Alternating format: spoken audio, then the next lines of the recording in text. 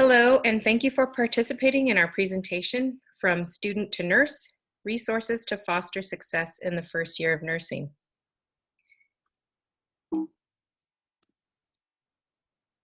There are two ways to move the work presented here forward. First, by taking Survey 1, if you haven't done so already, as well as Survey 2 at the end.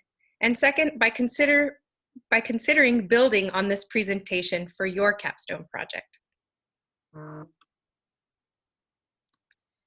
The first year of nursing is a pivotal time in a nurse's career. This was written by Deborah Dolan Hunt. She's the author of The Nurse Professional, Leveraging Your Education for Transition into Practice. She is a nurse educator, and I recommend her book. Today, we will talk about what difficulties arise transitioning from new grad to nurse, why it matters, what you can do to support yourself during this time, and what resources are available. Take a close look at the statistics here. They were published in a study titled, Why Are Nurses Leaving? Findings from an initial qualitative study on nursing attrition. I share this with you not to bum you out, but to highlight the data that shows our profession is facing a challenge. Specific to new nurses, one study finds that 1 in 5 new nurses leave their first job within a year. I encourage you to keep this number in mind when we discuss the implications of new nurse turnover. So what is happening in the first year? There are 2 nurse researchers who examine just that. I would like to introduce 2 PhD educated nurses, Dr. Marlene Kramer and Dr. Judy Dukeshire. They both theorized that new nurse graduates undergo a patterned transition in the first year of nursing, and their work is widely referenced.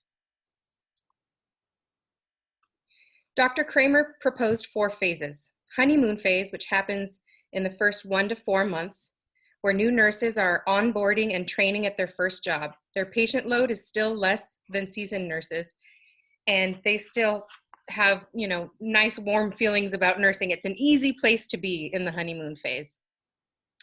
Shock phase happens at months 4 to 6 and proposes that the way we are taught nursing skills in school is not always how it happens on the floor. You may hear seasoned nurses say, if I did everything the way I was taught in school, I wouldn't get it all done. New nurses begin taking on a full patient load at this time, and it may feel overwhelming. This is where reality shock occurs, according to Dr. Kramer. Dr. Kramer reported fatigue, anxiety, depression, and anger as common feelings in this time, all signs of burnout, as we know now.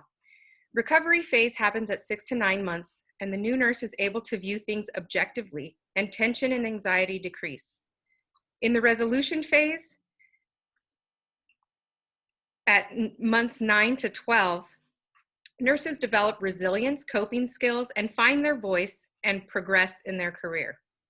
Nurses who remain in the shock phase may cope by leaving clinical nursing for an advanced nursing degree, seeking to reduce stress by returning to the more familiar role of a nurse student.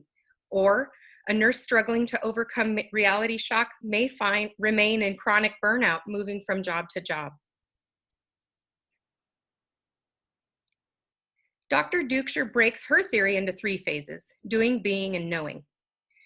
In her theory, transition shock is a model similar to the physiological shock we learn about in nursing school. We're taught to assess and intervene to prevent the state of shock. What differs in this theory is that the transition stressors can progress to become shock. Overall, both Kramer and Dukeshire conceptualize nursing in the first year as a pivotal journey in the development of a nurse. They both conclude that support resources during this transition time lead to nurse retention, satisfaction, and professional success. The 3 channels of support for new nurses are new grad residencies, orientations with specific supports for new nurses, and mentorship programs. Some programs are great and others are not so great. At this time, there is not a national standard for first-year nurse support. With respect to local opportunities, this includes the Greater Bay Area, quality opportunities are highly competitive, and there are even fewer grad support programs in rural areas. The developmental challenges in the first year of nursing coupled with an unsupportive learning environment, compound retention issues. Staffing issues, poor preceptor training and selection, bullying, nurse turnover, the nursing shortage we have all likely heard about, create a stressful environment for all staff nurses. A study evaluating new nurse productivity and bullying shows 75% of new nurses report experiencing or witnessing bullying at their first job. While there is a push to move nursing culture in a more supportive direction, the phrase "nurses eat their young" still lingers. Why does it matter? Inadequate support in this transitional time can lead to high rates of turnover, poor patient outcomes, and burnout. High turnover comes at a cost to the healthcare system too. For example, tertiary care hospitals report a financial loss of $40,000 for each graduate nurse who leaves during the first year of employment. Patient care is also impacted by high turnover. One study showed that facilities with moderate turnover reported more falls, more medication errors, and less patient satisfaction compared to facilities with low turnover. Nurse retention is a factor in team cohesion, and it makes sense that a work environment with fewer stressors, less burnout, and greater group cohesion correlate with good patient care outcomes. As new grad nurses, we don't envision this for our first year of nursing. Fortunately, there are nurse leaders working to expand support to new nurses. Overall, our profession is making strides to move in the right direction. The Institute of Medicine Committee on the Future of Nursing proposed a nurse residency program similar in concept to the mandatory residency that physicians complete after graduating medical school.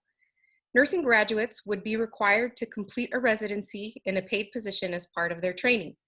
Data supports the value of a standardized nurse residency for all new nurses. 6 to 12-month residencies increase new nurse retention, competence, and confidence. So until support for new nurses is standardized, it is up to us to create our own support plan if we find that we are one of the many nurses not participating in an existing residency. So the problem is well documented in research. So what does research tell us about how to support ourselves during this difficult transition year? Remember your old friend, the Newman model? Now you are the patient. If your stressors outweigh your resources, then your basic structure is more at risk. In our case, this could mean burnout. We can be proactive and limit our stressors and build up our resources. So how can you limit your stressors and build your resources? The strategies listed here are aimed to improve your ability to healthfully survive your first year of being a nurse. Research has identified the importance of these strategies. Read more by accessing our reference list. Now let's walk through these one by one. Let's start with prioritizing our needs. The idea here seems simple. We are dissatisfied when what we have does not meet what we want, but often we don't even know what is best for us. That's why the first step to job satisfaction is figuring out what you need. We're fresh from being broke students and we're all looking to make the big bucks, but multiple studies highlight that pay increases provide unsustained employee satisfaction. Lack of recognition is a more significant indicator of turnover than pay. Long-term satisfaction comes when staff feel valued, free from harm, and included in development strategies. The priorities outlined here were developed by a research group studying job satisfaction for new graduates. These are the key components they identified. Salary is just one subset out of 7 categories. It's important that you do a deep self-dive looking at these categories and make a list of your priorities. Part of success is reframing your expectations to better align with your core values. Now that you know what you need, it's up to you to find out if your potential employer values the same things. Do your research before your interview. Search for performance data on sites like those listed here. Employer websites will also include performance data, and job search engines often include employee satisfaction and salary reviews. Interviews can also give you information that isn't available on the internet. Here you can ask questions like, what is the culture of the department? And as you're searching, ask yourself, what messages are the employers trying to convey? Is this employer being transparent? If they claim to have the happiest employees on earth, is there data to back that up? The list here includes items that research has identified as important quality indicators. For example, one study found that magnet hospitals have higher retention and employee satisfaction rates. Another study identified budget as key to successful new nurse orientations. Use this list to help you begin your search to better understand what your dream job will actually be like from the inside. And this just highlights that investigating your potential employer can really pay off. You want to find the gems that have your back. So you know your needs, you researched your potential employer, and now you're heading in for an interview. Think of your interview as an opportunity. You now have a glimpse at the inside. Are your interviewers supportive or impatient? Are your future colleagues in the interview? This can show empowerment of nurses to be part of the decision-making process. Also, this is your chance to ask those questions you couldn't answer with searches and phone calls. The questions you ask can further help you determine if your potential employer aligns with your core values. The pathway to excellence designation is given to hospitals who meet the standards of a supportive work environment listed here. You can use these indicators to help you prioritize and develop your interview questions. Remember, the list is endless, but most of the questions here have been identified in evidence-based research, so look through them and choose your top 3. Prioritizing your needs and knowing your employer are important. Continuing education is equally as important, and it's never too early to start, even if you're still in school. In one study, turnover intent was linked with lack of confidence in nursing skills and escape avoidance coping strategies. Certifications and courses in hard skills and soft skills are both essential for increasing your confidence and problem-solving capability. Maybe yelling back, as this shirt says, isn't the way to get things done, but courses like assertiveness training for health professionals have been identified by research as important for new nurse success. These soft skills also show your potential employer your dedication to continuous self-improvement. Joining a nursing association can link you to many of these courses and certifications. And remember, start a portfolio now. Self-confidence can be built through continuing education and also through support systems. One study reported that positive interactions between experienced and newly graduated nurses improve self-esteem and job satisfaction. Find support from experienced nurses. You can do this through the networks listed here. Join a nursing association now to start benefiting. On social media groups, you can ask questions to a network of experienced nurses all over the country. Start exploring them now to understand the experiences of workers on the job. Remember the Newman model. You are trying to fill up your cup for when you're thirsty down the line. Self-care is another extremely important resource to help you build resilience and fill up your cup. Establish a self-care routine in the months preceding your new job. Start during nursing school. If you can make it stick then, you can make it stick in your new job. Choosing a few achievable goals is more likely to lead to success. One research study identified increased job satisfaction when nurses listened to 10-minute mental health exercises 5 days a week for 4 weeks. Self-care is crucial to preventing burnout. Prioritize this like you would prioritize fluid for a dehydrated patient. You are the patient now, and self-care is your lifeline. Remember the search you already performed on your potential employer? When you start working, this is when it pays off. In investigating for this project, I learned about amazing services that employers offer to help support your self-care goals, healthy work environments, and more. These are just a few. If your employer offers these, take advantage. Research has identified that these services can be successful in preventing burnout. And as you work, constantly check in with yourself. The questions here are tips from the ANA to identify situations that could lead to burnout. There are other ways to monitor yourself as well. Pay attention to and keep track of how you are sleeping, your mood, your energy level, what you are eating, and more. All of these previous strategies are aimed at preventing burnout, and monitoring yourself can raise red flags early on. So what is burnout? It is continuous exposure to work stress associated with poor working conditions in which pleasure and performance decrease. Signs and symptoms include a decreased mood, demotivation, and physical and mental exhaustion. If you begin to experience symptoms of burnout, seek immediate support. You may need to take a leave of absence for your own safety and the safety of your patients. Okay, now we will wrap our presentation up with some of the different resources available to explore. Let's take a look at unions. What is a union? A union is an organization of workers that is formed to protect and advocate for its members' interest. Most often, this advocacy takes the form of collective bargaining aimed at improving employees' wages, hours, working conditions, and benefits. At the moment, there is no single labor union that represents nurses nationwide. Unions are not limited to hospitals. They exist for all types of healthcare settings, and there are different unions for different workers within a workplace setting. There have been various studies conducted trying to determine if there's a correlation between nursing unions and higher job satisfaction, better patient outcomes, improved safety, and working conditions. To date, the result tends to be inconclusive and contradictory. When you are doing your investigation for future employment, start with knowing if there is a union, knowing the name of the union, what types of changes that union has made over the years for their workers. Educate yourself about the pros and cons, not limited to what we have highlighted in this slide. Also note that several employers, non-hospital and hospitals without unions may strive to better support their employees to keep them happy and keep the union out. Sometimes unions can cause more conflict and foster a poor working culture between employer and employees.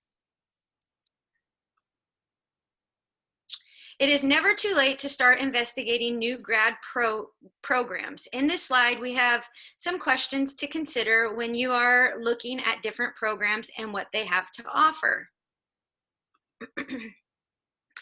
In this slide, we have explored and interviewed 2 local hospital new grad programs. With the information collected, we have found significant differences between the 2 programs and what each has to offer.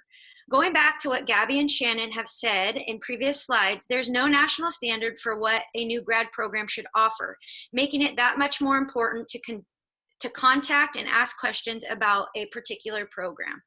Due to the lack of standards, one new graduate program may set you up for success, whereas another might set you up for the hard road. Just because there is the title new grad program doesn't mean it's going to help propel your career in the direction you want.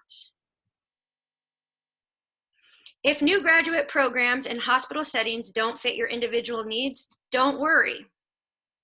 There are other options out there. These entities also can be union or non-union, may have only a week worth of training or maybe a month. The resources listed are only a few in the area to give you an idea of what's out there. The best part about nursing is that there's something out there for everyone. You probably are wondering how a mentorship program differs from a new graduate program. A mentorship program is not only for new nurses. It is geared towards nurses with different levels of experience who are looking to advance in their career. The goals of a mentorship program are to promote a culture of mentorship, professional development, teamwork, and succession planning for the future while retaining the high quality nurses and thereby decreasing costs associated with recruitment and orientation. The mentorship program we have found to be well known for its excellence is right over the hill, Stanford. The Stanford Nursing Mentorship Program acknowledges that aligning nurses' goals with mentors that have already achieved those goals will streamline the nurses' efforts to reaching a higher satisfaction with their professional lives. This paves the way for successful career, greater patient outcomes, and confidence. This is a brief mention that there are college programs out there trying to bridge the skill trainings gaps between nursing school and your first job as a nurse. The image is a list of topics presented throughout the educational sessions of the Novice Nurse Leadership Institute in Florida. This is an area for future research and improvement. This slide This slide is to remind you to use your clinical time to gain firsthand knowledge about the first year after graduation. Ask your nurse specifics about their experience and how they made it to where they are today. Maximize your experience. We all have to learn, so always be willing to ask questions. Where to go from here? What is your plan? You need to ask yourself these questions. I cannot stress enough the need to start early. What can you do to support future new grads? Investigate, advocate, and relay, excuse me. What nursing should be: mentored, confidence building, collaborative, the right fit for you. You deserve support. Start by supporting yourself, do your homework, advocate yourself, and continue by helping others in need. Thank you so much for your time, and don't forget to take survey number 2. Help us help you. Please take survey number 2. And below we have listed all the references for if you want to have a deeper research or dive into some of our resources and research, do a little more research. Don't forget to take survey number 2. Thank you, everybody. Thank you.